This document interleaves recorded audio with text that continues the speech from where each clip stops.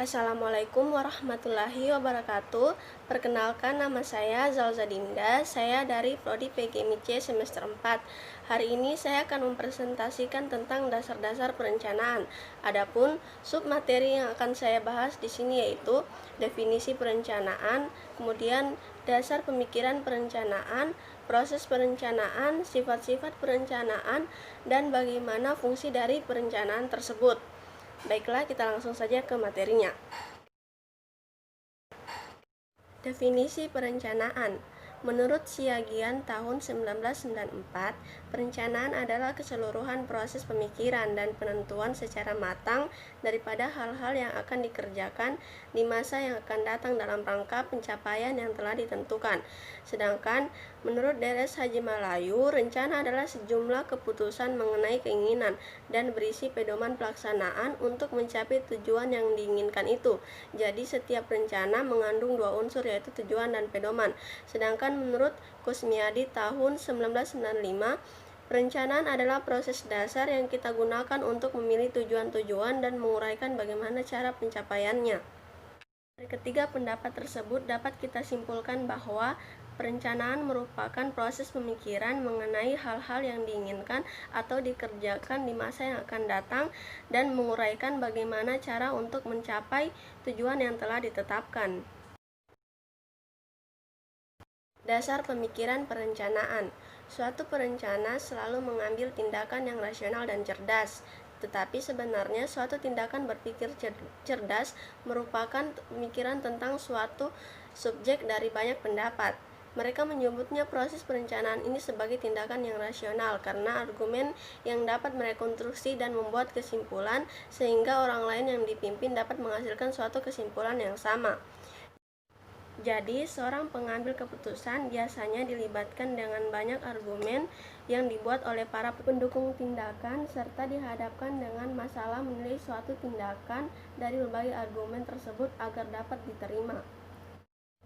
Bagi mereka, informasi yang diberikan oleh suatu kritik ideologis merupakan rambu yang berguna tentang apa yang mungkin mendasari proposal. Kritik ini digunakan untuk mengevaluasi argumen, menilai tempat untuk penerimaan dan kesimpulan. Selain itu, seorang pengambil keputusan akan menggabungkan tuntutan tertentu dan proposalnya menjadi satu pilihan yang rasional secara keseluruhan, sehingga dapat menjadi kesimpulan yang dinilai sebagai inteligensi kecerdasan. Jadi, proses perencanaan rasional itu adalah menggunakan pengambilan keputusan harus mempunyai pendukung tertentu untuk menyajikan argumen dan menggunakan prosedur inteligensi dalam menentukan keinginan praktis. Kemudian proses perencanaan. Menurut Lois Allen tahun 1963, perencanaan terdiri atas aktivitas yang dioperasikan oleh seorang manajer untuk berpikir ke depan dan mengambil keputusan saat ini yang memungkinkan untuk mendahului serta menghadapi tantangan pada waktu yang akan datang. Aktivitas yang dimaksud yaitu yang pertama, perakiraan atau forecasting. Perakiraan merupakan suatu usaha yang sistematis untuk meramalkan atau memperkirakan waktu yang akan datang dengan penarikan kesimpulan atas fakta yang telah diketahui. Kemudian yang kedua, penetapan tujuan atau establishing objective. Penetapan tujuan merupakan suatu aktivitas untuk menetapkan sesuatu yang ingin dicapai melalui pelaksanaan pekerjaan. Yang ketiga ada pemrograman atau programming. Pemrograman adalah suatu aktivitas yang dilakukan dengan maksud untuk menetapkan langkah-langkah utama yang diperlukan untuk mencapai tujuan. Kemudian yang keempat, penjadwalan atau scheduling. Penjadwalan adalah penetapan atau penunjukan waktu menurut kronologi tertentu guna melaksanakan berbagai macam pekerjaan. Kemudian ada penganggaran atau budgeting, merupakan suatu aktivitas untuk membuat pernyataan tentang sumber daya keuangan yang disediakan untuk aktivitas dan waktu tertentu. Kemudian pengembangan prosedur atau developing prosedur. Pengembangan prosedur merupakan suatu aktivitas menormalisasikan cara, teknik, dan metode pelaksanaan suatu pekerjaan. Dan yang terakhir, penetapan dan interpretasi. Penetapan dan interpretasi kebijakan adalah suatu aktivitas yang dilakukan dalam menetapkan syarat berdasarkan kondisi manajer, dan para bawahannya akan bekerja. Suatu kebijakan adalah sebagai suatu keputusan yang senantiasa berlaku untuk permasalahan yang timbul berulang demi satu organisasi. Kemudian sifat-sifat perencanaan. Sifat-sifat perencanaan terdiri atas 5, yaitu yang pertama pemakaian kata-kata yang sederhana dan terang. Kata-kata dan kalimat-kalimat yang dipergunakan oleh suatu rencana haruslah sederhana dan mudah dimengerti untuk meniadakan penafsiran yang berbeda. Karena si pembuat rencana tidaklah selalu orang yang melaksanakan rencana. Karenanya susunan kata dan kalimat harus sedemikian rupa sehingga mudah diketahui maksudnya oleh setiap orang. Kemudian yang kedua, fleksibel. Suatu rencana haruslah fleksibel, artinya rencana tersebut harus dapat menyesuaikan diri dengan keadaan yang berubah, yang tidak diduga sebelumnya. Dengan kata lain, suatu rencana tidak perlu diubah seluruhnya kalau terjadi perubahan keadaan, melainkan hanya perubahan sedikit saja yang memungkinkan oleh rencana sebelumnya. Kemudian yang ketiga, mempunyai stabilitas. Di samping adanya kemungkinan mengadakan perubahan, maka suatu rencana haruslah mempunyai sifat yang stabil, yang berarti tidak perlu setiap kali diubah atau tidak dipakai sama sekali. Kemudian yang keempat, ada dalam perimbangan. Seterusnya, suatu rencana harusnya ada dalam perimbangan, berarti bahwa pemberian waktu dan faktor-faktor produksi kepada setiap unsur organisasi seimbang dengan kebutuhannya. Kemudian sifat yang terakhir yaitu meliputi semua tindakan yang diperlukan.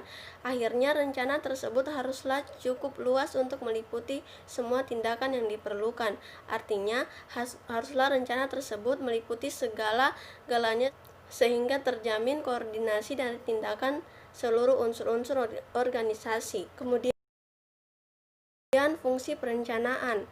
Dalam menjalankan perencanaan, tentu kita harus mengetahui fungsi dari perencanaan tersebut. Ada beberapa fungsi perencanaan, yaitu yang pertama, menentukan titik tolak dan tujuan usaha. Tujuan adalah sesuatu yang ingin dicapai sehingga merupakan sasaran. Sedangkan perencanaan adalah alat untuk mencapai sasaran tersebut. Setiap usaha yang baik harus memiliki titik tolak dan tujuan. Kemudian yang kedua, memberikan pedoman, pegangan, dan arah. Suatu perusahaan mengadakan perencanaan apabila hendak mencapai tujuan. Tanpa perencanaan, suatu perusahaan tidak akan memiliki pedoman, pegangan, dan arahan dalam melaksanakan aktivitas kegiatannya. Kemudian yang ketiga, mencegah pemborosan waktu, tenaga, dan material. Dalam menetapkan alternatif dalam perencanaan, kita harus mampu menilai apakah alternatif yang dikemukakan realistis atau tidak, atau dengan kata lain, apakah masih dalam batasan kemampuan kita serta dapat mencapai tujuan yang kita tetapkan.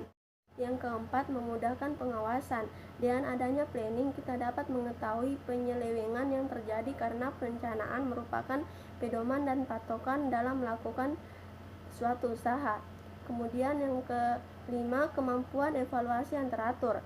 Dengan adanya perencanaan, kita dapat mengetahui apakah usaha yang kita lakukan sudah sesuai dengan tujuan yang ingin kita capai. Dan yang terakhir, sebagai alat koordinasi. Perencanaan dalam suatu perusahaan kadang-kadang begitu kompleks, karena untuk perencanaan tersebut meliputi berbagai bidang, di mana tanpa koordinasi yang baik dapat menimbulkan benturan-benturan yang akibatnya dapat cukup parah. Baiklah, mungkin itu saja yang bisa saya sampaikan. Lebih dan kurangnya mohon dimaafkan. Assalamualaikum warahmatullahi wabarakatuh.